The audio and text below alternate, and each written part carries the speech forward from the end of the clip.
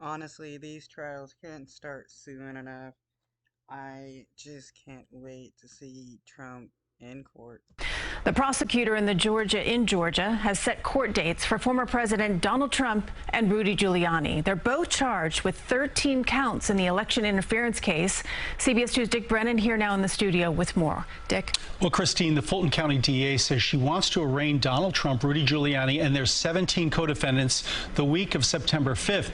This is both Trump and Giuliani get ready to surrender by the August 25th deadline. Rudy Giuliani says he will turn himself into authorities in Georgia next week. This comes as he rants and mocks the prosecutor in the case.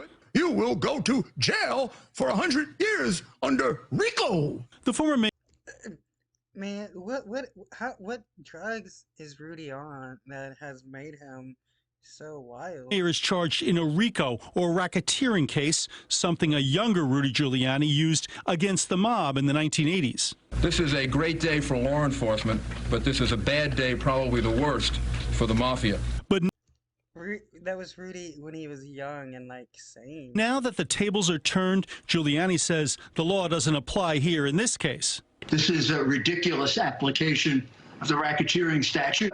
Fulton County District Attorney Fani Willis has proposed a March 4th trial date for former President Trump and his co-defendants, and that will create a kind of courtroom gridlock.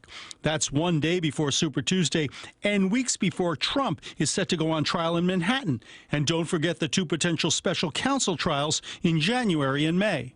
The question, can DA Willis really get a trial going in just 6 months? I think the defense will need more than 6 months to prepare, and I think striking a jury is going to be very, very difficult in this case. All 19 defendants are expected to be processed at the Fulton County Jail. Doesn't matter your status. We have mugshots ready for you. Trump said, Oh, they better show those mugshots. I want to see Trump's mugshot. he will hold a press conference on Monday to discuss the case, but his former vice president says he has no case at all. The Georgia election was not stolen. Tonight, a Texas woman has been charged with threatening to kill the judge overseeing the Georgia case. Authorities say Abigail Jo Schrei left a threatening voicemail that included a racial slur at the office of Judge Tanya Chutkan. She also allegedly threatened all Democrats in Washington. Christine.